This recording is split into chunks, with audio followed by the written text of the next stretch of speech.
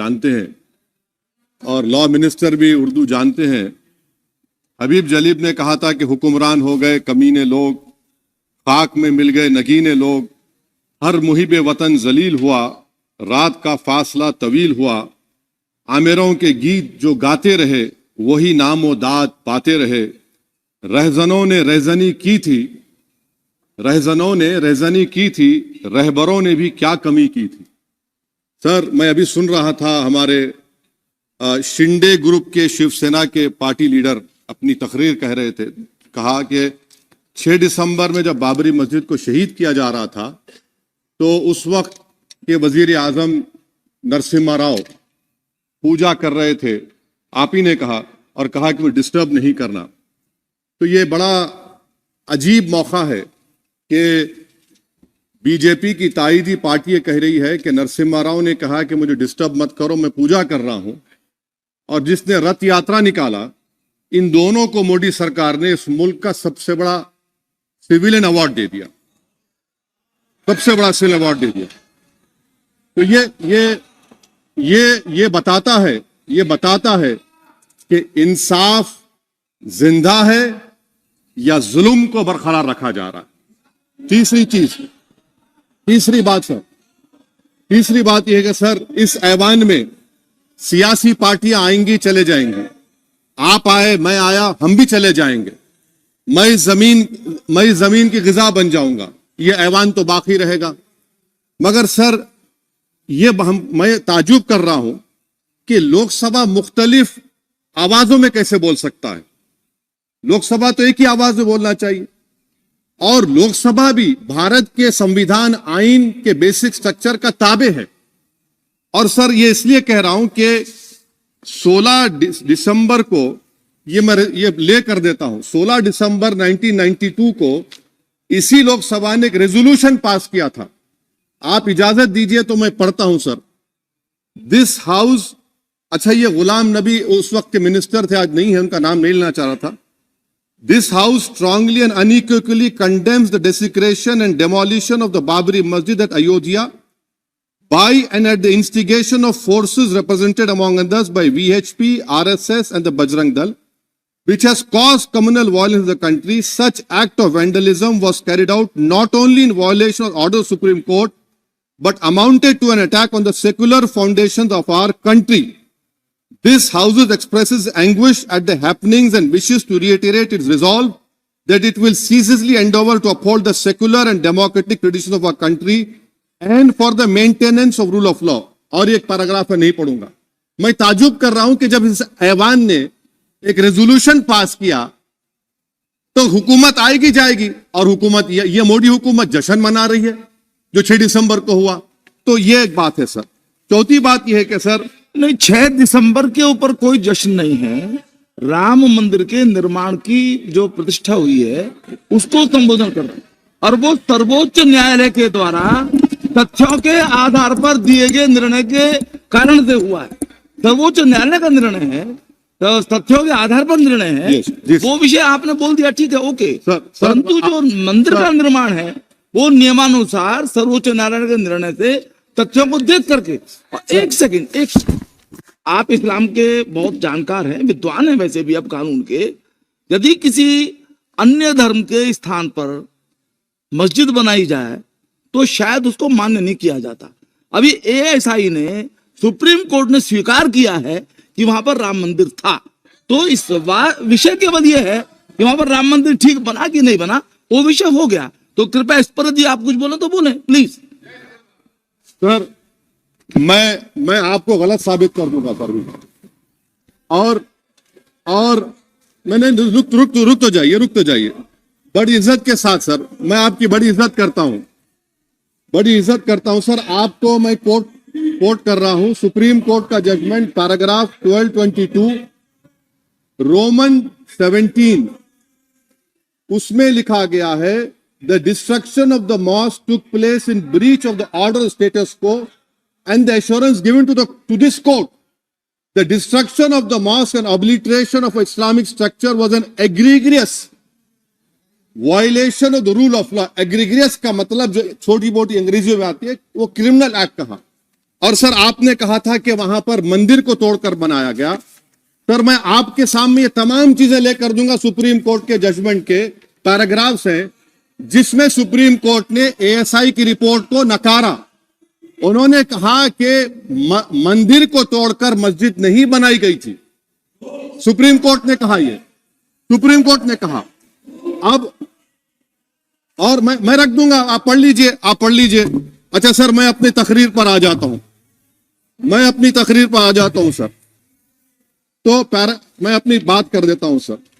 तो मैं ये पूछना चाह रहा हूं कि क्या मोदी सरकार एक समुदाय, एक मजहब की सरकार है या पूरे देश के मजाहिब को मानने वालों की सरकार है? जिसको नहीं मानते उनकी सरकार है? हमको बता दीजिए। क्या मोदी सरकार सिर्फ एक फिक्र और नजरिया हिंदुत्व की सरकार है? क्या इस देश का, इस गवर्नमेंट ऑफ इंडिया का कोई मजहब है? इस वतन अजीज सबके मजहब को मानता है। सर मेरा मानना है कि इस देश का कोई मजहब नहीं है। क्या ये सरकार 22 जनवरी का पैगाम देकर यह बताना चाहती है कि एक मजहब को दूसरे मजहब के मानने वालों पर गलबा और कामयाबी मिली? क्या आईन इसकी इजाजत देता है? क्या ये पैगाम आप जब ऐवान से दे रहे हैं तो 17 करोड़ मुसलमानों को आप क्या पैगाम दे रहे हैं? ये मैं आप पर छोड़ता हूं। सर 49 में धोखा हुआ, 86 में धोखा हुआ, 92 में धोखा हुआ, 2019 और 22 में भी इस ऐवान के जरिए हमको धोखा दिया जा रहा है। और अफसोस के साथ कहना पड़ता है सर कि मुस्लिम अक़लियत को हमेशा यह कहा गया कि तुमको भारत के शहरी बरकरार रहने के लिए एक बहुत बड़ी कीमत तुमको चुकानी पड़ेगी, और हम पर इल्जाम लगा दिया गया।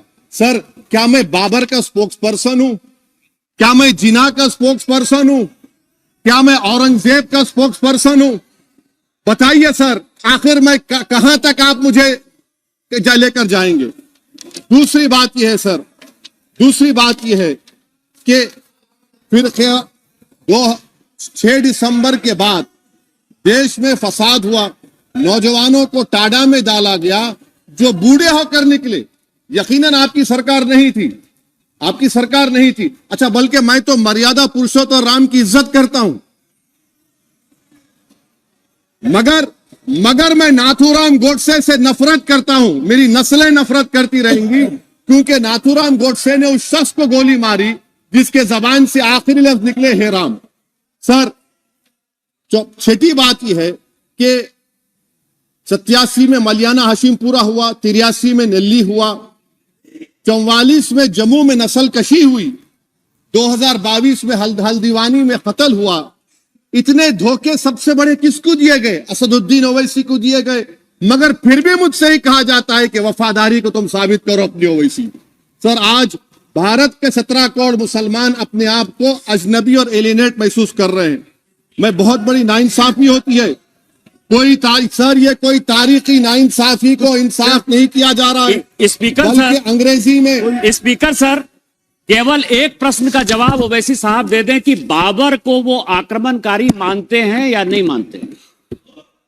पुष्पमित्रा संघा को आप क्या मानते हैं? बताओ, पुष्पमित्रा संघा को आप क्या मानते हैं?